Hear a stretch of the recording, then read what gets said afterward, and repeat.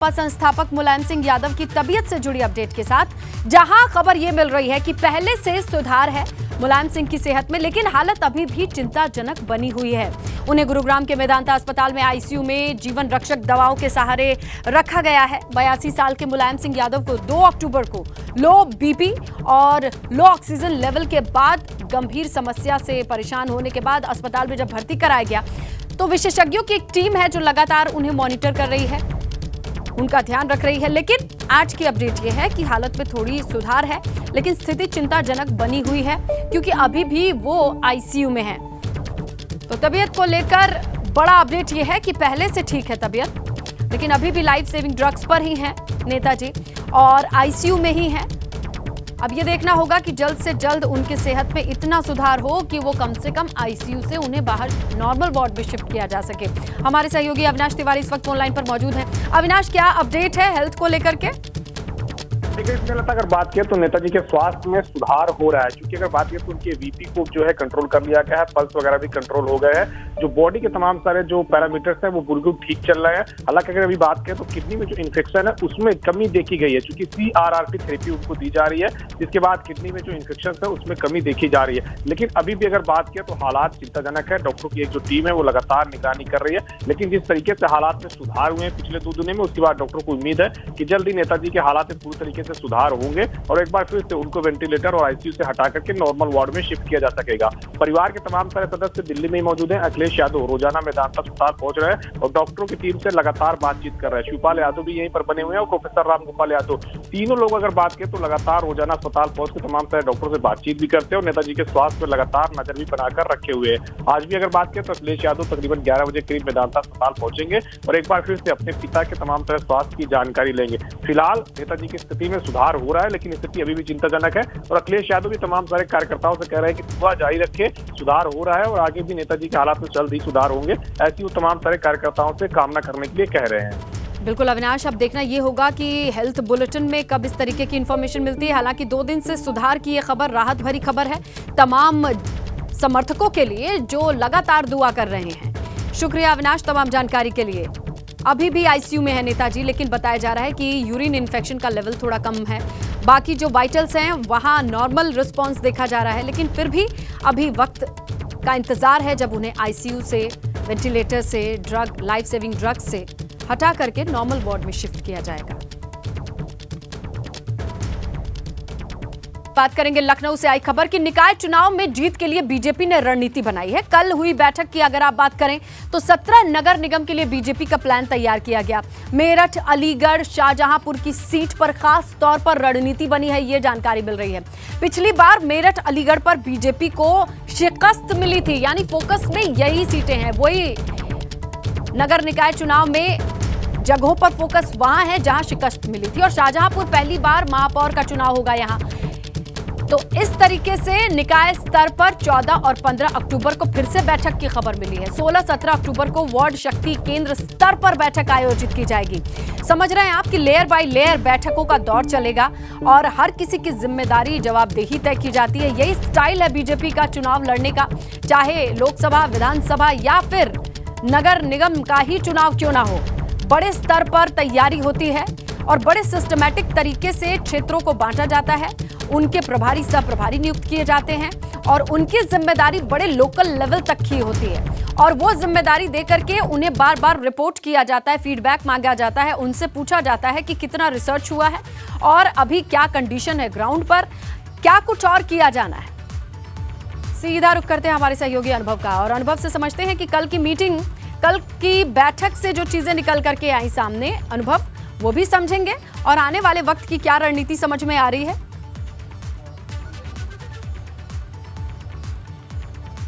देखिए, बिल्कुल ये जो निकाय चुनाव है जो इस साल के अंत में होंगे, नवंबर के या तो हम कहें कि आखिरी हफ्ते में होंगे या दिसंबर के पहले हफ्ते में होंगे, उसके समय में कोई बदलाव नहीं होगा और उसको लेकर बीजेपी ने कल महामंथन किया है। महामंथन इसलिए कि 11 बजे से शुरू हुई बैठक और शाम 6-7 बजे तक वो चलती रही और तमाम सारे, अगर हम के क्षेत्रवार बैठकें की और जो प्रभारी बनाए गए हैं उनके साथ भी बैठकें हुई। खुद भूपेंद्र चौधरी मौजूद रहे और साफ तौर पर उन्होंने बैठक में कहा कि भाई जो भी प्रभारी हैं वो टिकट बांटने के फेर में ना उलझ जाए, कोई टिकट बांटने के फेर में ना पड़ जाए। क्यों? क्योंकि कई बार ऐसा होता है, प्रभारी जाते हैं, ज़िलों में जाते हैं तो बहुत सारे जो टिकटार्थी होते हैं वो संपर्क करते हैं, बायोडाटा लेते हैं, पर ऐसा ना करें क्योंकि टिकट बांटने का काम सिर्फ और सिर्फ पार्टी का है। सिर्फ पार्टी तय करेगी कि कौन कहाँ उम्मीदवार होगा। एक तो महत्वपूर्ण बात उन्होंने ये कही। दूसरा, जिस तरीके से लगातार अब हम कहें कि 2024 का लोकसभा चुनाव है, उससे पहले बीजेपी इसे एक सेमीफाइनल के तौर पर ले रही है। खुद भूपेंद्र चौधरी भी ये मान रहे हैं कि कहीं ना कहीं ये उनके लिए बहुत महत्वपूर्ण है। प्रदेश अध्यक्ष बने हैं और सबसे पहले अगर कुछ है तो वो नगर निकाय के चुनाव। हम पहले से ही कह रहे हैं कि देखिए, उत्तर प्रदेश में जब जब नए प्रदेश अध्यक्ष बने, लक्ष्मीकांत वाजपेयी की बात कर लें, जब वो प्रदेश अध्यक्ष बने तब जब नगर निगम के चुनाव हुए 14 सीटें होती थी, 12 जीती बीजेपी। फिर अगर हम महेंद्र नाथ पांडे की बात कर लें तब कुल 16 नगर निगम थे तो 14 बीजेपी जीती। अब 17 नगर निगम है और भूपेंद्र चौधरी के सामने चुनौती ये है कि जो पहले के प्रदेश अध्यक्ष हैं कम से कम उनसे बेहतर रिजल्ट दें। तो बेहतर रिजल्ट तो तभी होगा जब आप सारी की सारी सीटें जीते। इसीलिए ये ब्रेन स्टॉर्मिंग सेशन एक तरीके से हम कह सकते हैं कि लंबा सेशन चला है और ये भी तय हुआ है कि 14-15 अक्टूबर 2 दिन जो निकाय स्तर पर यानी पूरे प्रदेश में बैठ के बीजेपी की होंगी। फिर उसके बाद 16-17 तारीख को जो शक्ति केंद्र, हम कहें वार्ड स्तर या शक्ति केंद्र, जो कुछ बूथों को मिलाकर एक शक्ति केंद्र बीजेपी ने बनाया है, ये देखना होगा कि वहां किस पर बैठ के होंगे। आने वाले वक्त में इतने माइक्रो लेवल पर जा करके लोगों से बातचीत करके उनकी जवाबदेही तय करती है बीजेपी, ये देखने लायक होगा। शुक्रिया अनुभव, जो डिटेल्स आपने दर्शकों से शेयर करी हैं। आगे बढ़ेंगे हम और अगली खबर का भी जिक्र करेंगे, जहां यूपी में अगर हम बात कर लें तो इस वक्त सियासी सरगर्मी निकाय चुनाव को लेकर के है। तो अब ये मान करके देखा जा रहा है कि नए नवेले अध्यक्ष के ऊपर कंधों पर जिम्मेदारी बढ़ गई है। निकायों की संख्या भले बड़ी है, 17 है ये नगर निगम, लेकिन अब महापौर चुने जाने के लिए बीजेपी को हर एक कदम फूंक फूंक कर रखते देखा जा रहा है, जहां हर एक लेवल पर पदाधिकारियों से बातचीत की जा रही है। यूपी में 3 दिन से बारिश जो हो रही है वो थमने वाली नहीं है, ये जान लीजिए। 50 जिलों के लिए 11 अक्टूबर तक भारी बारिश का येलो अलर्ट जारी किया है। मौसम डिपार्टमेंट का कहना है, वेदर डिपार्टमेंट का कहना है कि अभी ये बारिश नहीं थमने वाली है। इसके साथ बड़ी बात यह है कि बिजली गिरने की भी आशंका जताई गई है। बुधवार से शुरू हुई बारिश का सिलसिला मानो थम ही नहीं रहा।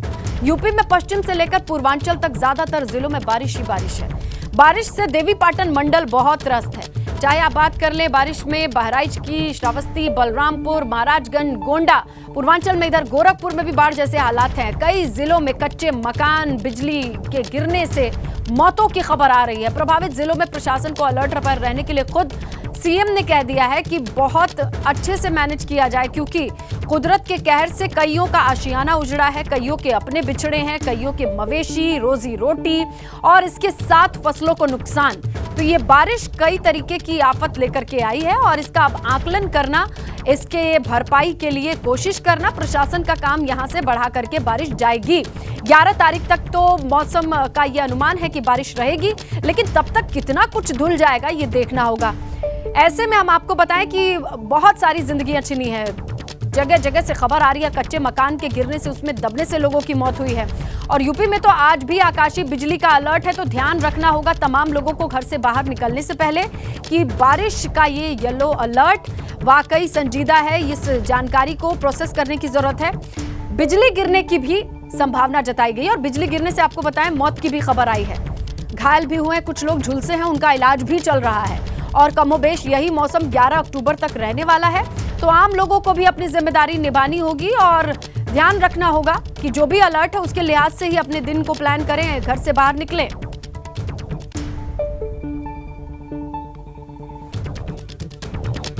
आइए हम भी आपको कैमरे की मदद से जगह जगह हमारे तमाम सहयोगी जो मौजूद हैं वो अपने अपने क्षेत्रों की डिटेल लेकर के आए हैं। रतीश त्रिवेदी हमारे सहयोगी कानपुर से, अनुभव शर्मा बुलंदशहर से, विक्रांत हमारे सहयोगी पीलीभीत से हैं, रविंद्र जयंत हमारे सहयोगी ये भी जुड़ेंगे और अम्मार हमारे सहयोगी श्रावस्ती से जुड़े हैं, शक्ति गाजियाबाद से जुड़े हैं। तो चलिए कानपुर से शुरू कर लेते हैं। हमारे सहयोगी जो रतीश, वहां बारिश का दौर है, थमने का नाम नहीं ले रहा। कितना डैमेज हुआ है, कितना नुकसान हुआ है कानपुर में?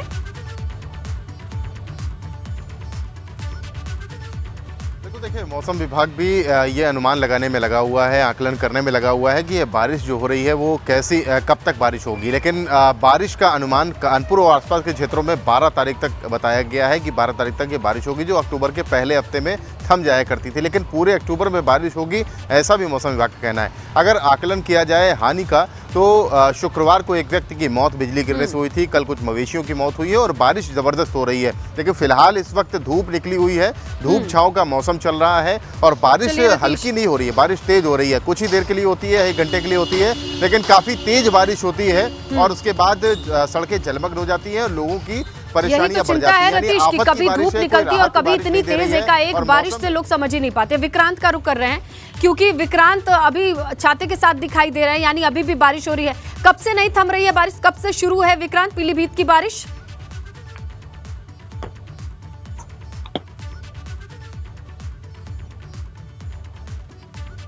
विक्रांत, आप तक आवाज पहुंच रही है मेरी?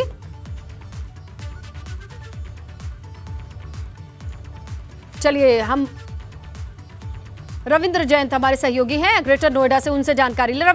रविंद्र जरा समझाइए, कहने के लिए प्राधिकरण बहुत काम करता है लेकिन कंडीशन वैसी ही दिखाई दे रही है, जो तस्वीरें आ रही है यही बता रही है कि लोग हलकान है, परेशान है। जी, लगातार जिस तरह से 2 दिन से रुक रुक कर बरसात हो रही है, उससे कहीं ना कहीं जो गठनोड़ा के वासी हैं वो परेशान हैं। देखिए, इस बरसात से कहीं ना कहीं गर्मी से राहत तो मिली है, लेकिन जिस तरह से जो बरसात हो रही है, जो फसल है उसको भी नुकसान हो रहा है। और जो प्राधिकरण की जो कह सकते हैं कि प्राधिकरण लगातार लाख वादे करता है कि ड्रेनेज सिस्टम सही रहेगा और कहीं भी जलभराव की स्थिति पैदा नहीं होगी, लेकिन जिस तरह से रुक रुक कर बरसात हो रही है तो कहीं जलभराव की स्थिति पैदा हो गई, कहीं नहीं। देखिए, इंडस्ट्री क्षेत्र यूपीएसआईडीसी का जो क्षेत्र है उसमें लगातार बरसात हो रही है, वहां पर जो है जलभराव की स्थिति पैदा है। जो इंडस्ट्री के जो लोग हैं वो लगातार परेशान हैं और वो लाख कई बार जो है सीएम साहब से भी और जो है लोकल स्तर पर भी जो है डीएम साहब और अथॉरिटी में भी कई बार शिकायत लिख चुके हैं, लेकिन उनकी जो परेशानी हल नहीं होती है। तो वहां पर हल्की सी बरसात हो जाती है, कुआं खोदने का फायदा नहीं होता है। देखिए जयंत, अगर यहाँ पर वो लोग मदद भी मांग ले तो ऐसे में मदद कोई खासी मदद होगी नहीं। इन सब चीजों की तैयारी बहुत पहले से होती है। अम्मार हमारे सहयोगी श्रावस्ती से जुड़े हैं। श्रावस्ती की तस्वीरें तो अम्मार इतना डराती हैं कि राप्ती का रौद्र रूप हो, चाहे खबर ये भी है नेपाल से आने वाली नदी का पानी हो। अभी क्या एग्जैक्ट कंडीशन है? जी बिल्कुल, नेहा बताना आपको चाहेंगे कि श्रावस्ती में 2014-2017 की बाढ़ जो आई थी उसने रिकॉर्ड तोड़ दिया है। कम से कम 150 से ज्यादा मकान गांव जो है प्रभावित हैं। एनडीआरएफ की टीमें लगी हुई हैं, लेकिन आपको ये तस्वीरें भी हम दिखाना चाहेंगे कि ये आसपास के गांव हैं जो पूरी तरीके से पानी में डूबे हुए हैं। कुछ तस्वीरें आपको हम इधर दिखाना चाहेंगे कि ये जो सड़क है, ये सड़क पर भी पानी चल रहा है। सभी श्रावस्ती से सभी जो लिंक मार्ग हैं, जो जुड़ने वाले लिंक मार्ग हैं, वो पूरी तरीके से टूट चुके हैं। एनडीआरएफ की टीम सहायता के लिए लगी हुई है। आसपास के जितने इनकी आप बेहतर कौन बताएगा? जी बिल्कुल जी, हम पूछने की कोशिश कर रहे हैं कि सर आपको ये बताना चाहेंगे कि सड़कों पे लोग आके रहने लगे हैं, ये बात करेंगे कितने गांव चाचा डूबे होंगे लगभग? हम कुछ और लोगों से बात कर रहे हैं। खड़े हो जाइए, खड़े हो जाओ, कितने गांव डूबे होंगे? ऐसा कम से कम 10-12 गाँव है। 10-12 गाँव है इस तरफ के? इस तरफ के खाली। जी, तो लोग वहाँ एनडीआरएफ की टीमें कुछ पहुँच रही है? आपका कोई नहीं, अभी कोई नहीं पहुँचा, ये सामने टीम है। ये आपका गांव है? ये 15 ये पूरा डूबा हुआ है? हाँ, पूरा डूबा हुआ है। जैसा कि आप देख रही है कि लोग बता रहे हैं कि पूरा डूबा हुआ है, लोग सड़कों पर आ चुके हैं। ये लोग सड़कों पे आ चुके हैं, सड़कों पे रह रहे हैं। कहाँ रह रहे हैं आप लोग? यही सड़क पे, यही आशियाना बना रखा है। कब से रह रहे हैं? घर कैसे जाते होंगे? घर कोई व्यवस्था ही नहीं, तो घर कैसे जाएगा? कब से रह रहे हैं आप यहाँ? 3 दिन हो गए। 3 दिन से यहाँ पे ये लोग पलायन करके आ चुके हैं। आपको हम तस्वीरें दिखाएंगे। ये लोग सड़कों पे ही पलायन कर रहे हैं, यहीं लेटते हैं, यहीं बैठते हैं। इंडिया जो प्रशासन की टीमें लगी हुई हैं वो आ रही है बराबर। यहाँ पर एम्बुलेंस भी खड़ी हुई है और एनडीआरएफ की टीमें भी लगी हुई हैं तमाम सहायता करने के लिए। तो सब ठीक है, लेकिन सर मैम ये देखिए कि इसका क्या नाम है, पानी नजर आ रहा है सड़कों पे, क्योंकि इनके जाने का रास्ता, गाँव तक पहुँचने का रास्ता नहीं है। हम आपको कुछ तस्वीरें और दिखाएंगे कि ये जो तेज धारा में पानी बह रहा है उसके पीछे भी एक गांव है नासिरगंज का, काला कहलाता है। ये पूरी तरीके से घिरा हुआ है पानी में, यहाँ तक पहुँचने के लिए नामुमकिन है। यहाँ पर एनडीआरएफ की टीम किसी तरीके से पहुँच रही है और लोगों को सुरक्षित स्थान पे पहुँचाने की कोशिश कर रही है। नेहा, कहाँ पहुँचा रही है? अम्मार, दिख तो रहा है ये लोग सड़क पर क्यों है और कौन कहाँ पहुँचा करके ले जाया जा रहा है? जरा डिटेल में बताइए, दर्शकों की समझ आए। ये जो लोग हैं ये तो बिल्कुल, हम यही हैं। गांव से इनको एनडीआरएफ की टीम लाती है और जी बिल्कुल, एनडीआरएफ की टीम जो है वो गांव से इनको रेस्क्यू करके लाती है और सड़क पर ही छोड़ देती है। बहरहाल कई ऐसे कैंप बनाए गए हैं जहां पर इनको पहुंचाया गया है। मेडिकल टीमें भी लगी हुई हैं, वो इनका इलाज कर रही है। ये जो कागजों में है कि है भी श्रावस्ती? यहाँ से कुछ दूरी पे बनाया गया है, करीबन नहीं तमाम ऐसी कैंप बनाए गए हैं। करीबन बाढ़ चौकियां बनाई गई हैं। यहाँ से 2 किलोमीटर के दूरी पर, 1 किलोमीटर की दूरी पर कैंप बने हैं, लेकिन कहीं ना कहीं ये लोग अपने घर की वजह से दूर नहीं जाना चाह रहे हैं और अच्छा। सड़कों पर ही बसेरा अपना बनाए हुए हैं। खाते पीते कैसे हैं? और ऐसे ऐसे कितने और टापू जैसे गांव होंगे अम्मार जिनकी कंडीशन ऐसी है जैसा आप दिखा रहे हैं? जी बिल्कुल, जी बिल्कुल। यहाँ श्रावस्ती की अगर बात की जाए तो श्रावस्ती की 63 किलोमीटर की लंबान है। 63 किलोमीटर में करीबन 150 ऐसे गांव हैं जो प्रभावित हैं। श्रावस्ती को इतना वक्त देने के पीछे यही मकसद है, क्योंकि सबसे बुरी हालत इस वक्त दिखाई दे रही है। सड़क पर लोग रहने को मजबूर हैं, आंखों के सामने आशियाना डूब रहा है, लेकिन प्रशासन की तरफ से भी क्या होगा? कुदरत का कहर इतना एक्सट्रीम है। अनुभव शर्मा हमारे सहयोगी छाता लेकर के खड़े हैं। बुलंदशहर की भी हालत कुछ ठीक नहीं दिखाई दे रही है। कब से बारिश हो रही है अनुभव? जी देखिए, आपको बता दूं कि लगातार पिछले 24 घंटे से बुलंदशहर में जो तेज बारिश है वो हो रही है। और आपको जो तस्वीरें हम दिखाना चाहेंगे, आप देख सकते हैं आप इन तस्वीरों में, ये बुलंदशहर बदायूं मार्ग है और यहाँ पर जो गड्ढे हैं उनमें बारिश होने के कारण जलभराव हो गया है और यहाँ पर कई लोग चोटिल भी हो चुके हैं गिर के। और ये तस्वीरें जिला प्रशासन को भी देखनी चाहिए, क्योंकि जिस तरीके से ये गड्ढे पहले से इसी रोड में हो रहे थे, अब बारिश होने के बाद ये जानलेवा साबित हो रहे हैं। साथ ही आपको बता दें कि कुछ इलाकों में जलभराव के साथ साथ कई सड़कें हैं जो बैठ चुकी हैं, उनमें कम से कम 5-5 फीट गहरे गड्ढे हो चुके हैं और कभी भी कोई बड़ा हादसा हो सकता है। तो जिला प्रशासन को भी ये तस्वीरें देखनी चाहिए और इन पर सख्त कार्रवाई करते हुए, आपको बता दें कि लगातार जिस तरीके से बारिश हो रही है बुलंदशहर में, तो लोगों का जो घर से निकलना है वो मुश्किल हो गया। साथ ही जो बच्चे हैं उनके लिए भी बारिश काफी मुसीबत का सबब बनी हुई है। बिल्कुल, और इस सड़क पर चलना खतरे से खाली नहीं है। चलिए हम गाजियाबाद का रुख कर लेते हैं। हमारे सहयोगी शक्ति मौजूद हैं। शक्ति, कहने के लिए जब बड़े शहरों का जिक्र आता है लगता है सारी व्यवस्थाएं बहुत अच्छी होंगी, क्योंकि ऐसा ही दम भरा जाता है। अब तो वो मिथ भी टूट गया कि सीएम नहीं आते हैं गाजियाबाद या नोएडा। क्या सड़कों की हालत ये गवाही दे रही है? देखिए स्नेहलता, अगर बारिश की बात की जाए तो बारिश से जहां एक जो मौसम है वो तो सुहाना हुआ, लेकिन जो लोगों के सामने जो असल परेशानी होती है बारिश के बाद वो होती है जलभराव। गाजियाबाद की तमाम जो सड़कें हैं, तमाम जो क्षेत्र है वो पानी में डूब गया है। हालांकि फिलहाल इस समय तो बारिश, गनीमत यह है कि बारिश में हल्की फुल्की फुहार के साथ है। वहीं ये हमारे पीछे की आपको सड़क दिखा रहे हैं, ये सड़क है साहिबाबाद रेलवे स्टेशन की, जहां पर रेलवे स्टेशन के लिए यात्री निकलते हैं। तो यहाँ पर आप पानी देख सकते हैं। बारिश इस समय बंद है, लेकिन जो पानी का जो जलभराव है वो यहाँ पर है, यानी कि सड़क पर पैदल चलकर निकलना मुश्किल है। अगर कोई पैदल जा रहा है तो फिलहाल गाड़ी यहाँ से निकल रही है, गाड़ी यहाँ से गुजर रही है। शहर की तमाम ऐसी सड़कें हैं, अगर मेन जीटी रोड की बात की जाए, जो मेन जीटी रोड है, दिल्ली शाहदरा रोड है, वो रात्रि में पूरा डूब गया था, हाईवे डूब गए थे। तो कहीं ना कहीं जो बारिश हुई है, बारिश के बाद जो सितम है वह जलभराव का देखा जा सकता है। पूरे शहर में पानी पानी, जलमग्न पूरा शहर हो गया। वहीं अगर बात की जाए गाजियाबाद नगर निगम की, तो दावे लाख किए जाते हैं। हालांकि ये जो मौसम है, इस बार जो सावन है, सावन तो सूखा चला गया, लेकिन सावन के बाद जो इस समय पानी है वह पानी पानी देखने को मिल रहा है। इस समय बारिश नहीं होती, लेकिन इसलिए जो अधिकारी हैं वो भी आराम से चैन की नींद सो जाते हैं, क्योंकि जो बारिश का सीजन था, बारिश का मौसम था, उस मौसम में इतनी ज्यादा बारिश देखने को नहीं मिली। पिछले 24 घंटे से लगातार हो रही बारिश, जिसके बाद जो जल भराव का जो तांडव है वो कई कॉलोनियों में, कई सड़कों पर देखने को मिला, जिसके बाद जो लोग हैं काफी परेशान हुए। गाजियाबाद का लोनी क्षेत्र बिल्कुल डूब गया था। गाजियाबाद का अगर NH9 की बात करें, NH24 की बात करें, तो वहां पर भी काफी पानी देखा गया। कौशाम्बी क्षेत्र, जो कि गाजियाबाद का सबसे महंगा क्षेत्र है, और वहां पर अगर बात की जाए तो सबसे पॉश इलाका माना जाता है। कौशाम्बी दिल्ली से बिल्कुल सटा हुआ, वहां पर पानी पानी। यूपी बॉर्डर की बात की जाए गाजियाबाद का, तो यूपी बॉर्डर पर जहां पर तमाम ट्रांसपोर्ट एरिया जो वो पानी में बिल्कुल जलमग्न है रात से। तो गाजियाबाद के तमाम ऐसे शहर तमाम ऐसी जगह, कॉलोनियां हैं, सड़कें हैं जो पानी से में इस समय लबालब भरी हुई हैं। हालांकि इस समय जो बारिश है, बारिश कुछ कम है, इसलिए हम भी छाता लेकर इस समय नहीं खड़े। लेकिन जिस तरीके से पिछले 24 घंटे से बारिश हो रही थी, बड़ी बात तो ये है ना शक्ति की अभी भी मौसम विभाग ने नहीं राहत दी है।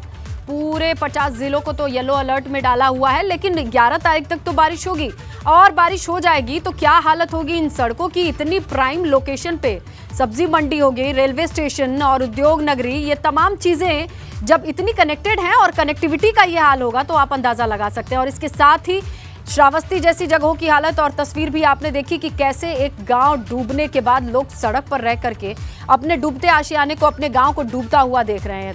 बहुत शुक्रिया हमारे तमाम सहयोगियों का तस्वीरों के साथ जानकारी देने के लिए।